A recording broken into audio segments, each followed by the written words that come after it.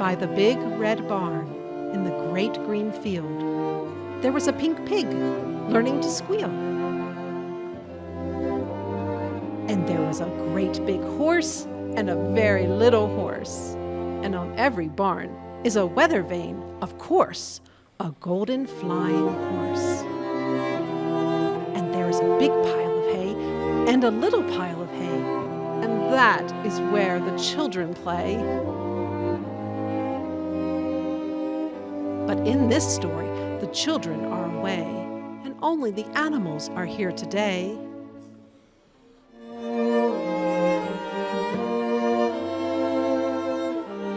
The sheep and the donkey, the geese and the goats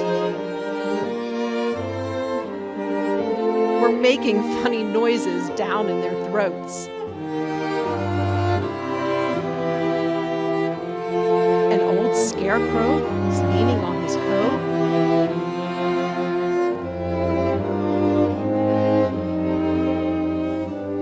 And a field mouse was born in a field of corn. Cock-a-doodle-doo! In the barn there was a rooster, and a pigeon too, and a big white hen standing on one leg, and under the hen was a quiet egg. There was a bantam rooster and a little bantam hen with a clutch of eggs. Count them, they're 10. Cock-a-doodle-doo! Moo! There was a big brown cow and a little brown cow. And there was an old black cat and a tiger tomcat. There was a big red dog, bow wow, with some little puppies, all round and warm, and they all lived together in the big red barn, and they played all day in the grass and the hay.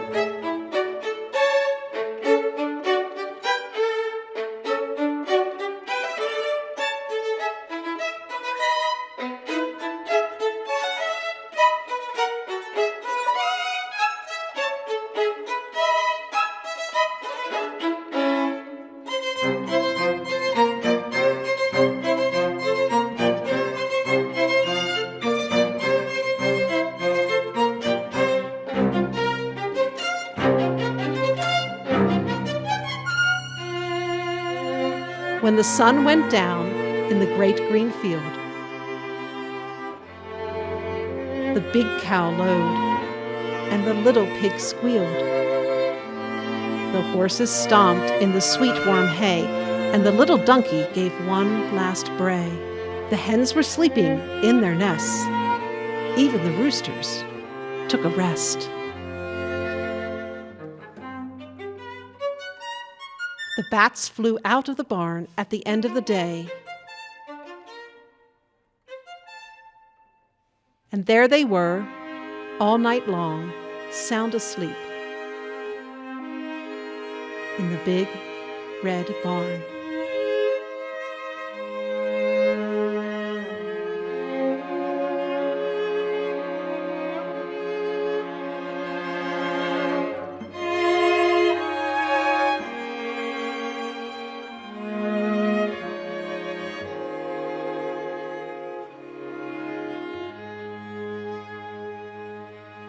Only the mice were left to play, rustling and squeaking in the hay, while the moon sailed high in the dark night sky.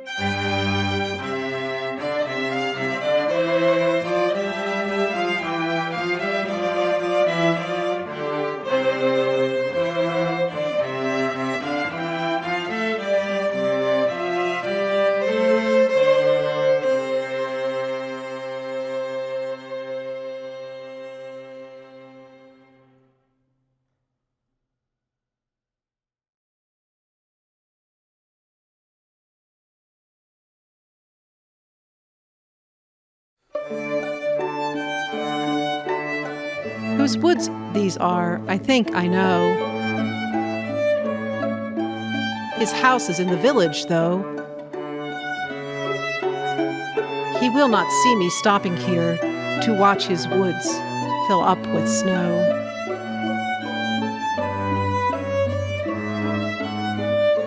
My little horse must think it queer to stop without a farmhouse near.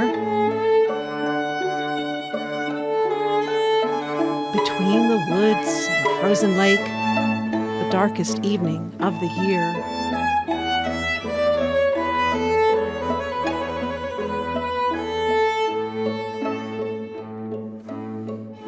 He gives his harness bells a shake to ask if there is some mistake. The only other sounds the sweep of easy wind and downy flake.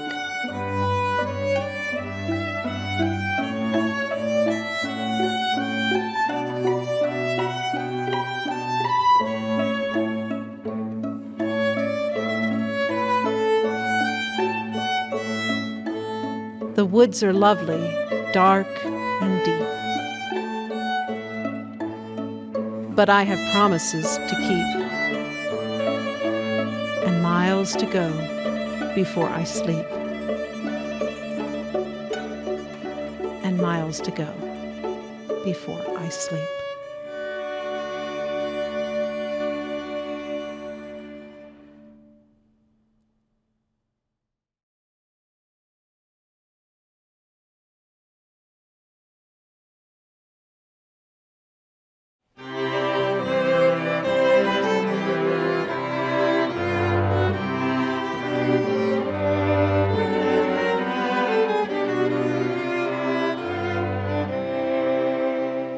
Once upon a time, there was a hare.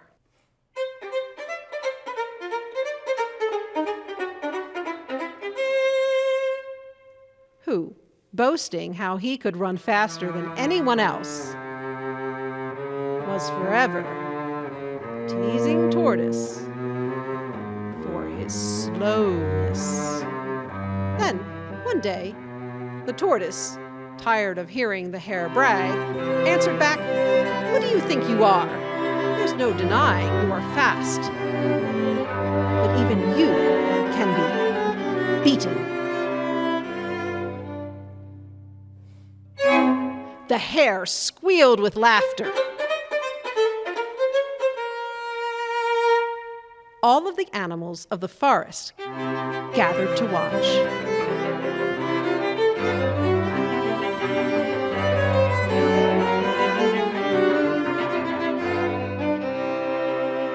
The hare replied to the tortoise, "Beaten by whom?"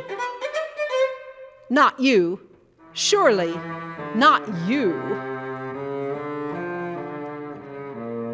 The hare went on, "I bet there is no one in the world who can win against me. I'm so speedy. Now, why don't you try?" he said to the tortoise. Annoyed by such bragging, Tortoise accepted the challenge. A course was planned, and the next day at dawn, they both stood at the starting line. Hare yawned sleepily as Tortoise trudged slowly off. When Hare saw how painfully slow his rival was, he decided to have a quick nap.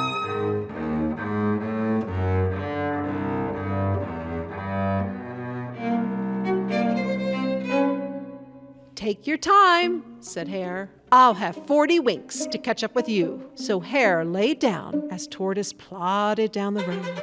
A while later, Hare woke from his sleep, gazed around, looking for Tortoise. Tortoise had barely covered a third of the course. Breathing a sigh of relief, Hare decided to have breakfast too, and off he went to munch some cabbages he had noticed in a nearby field. But the heavy meal and the hot sun made Hare's eyelids droop. So he decided to have a second snooze in the afternoon warmth. Hare dreamed, smiling at the thought, of flashing past Tortoise to the winning post, and he snored in a deep sleep. As the sun started to sink below the horizon, Tortoise, who had been moving slowly along, was just a yard from the finish.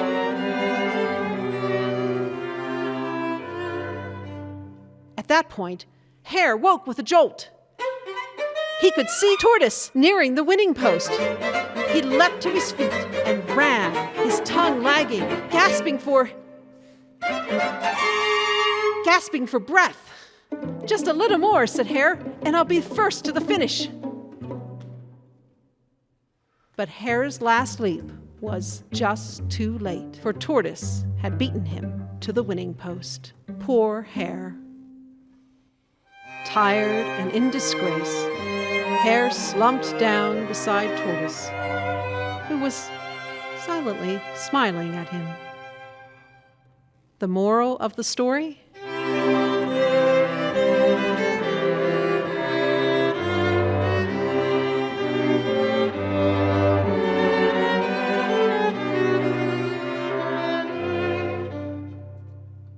Slow and steady wins the race.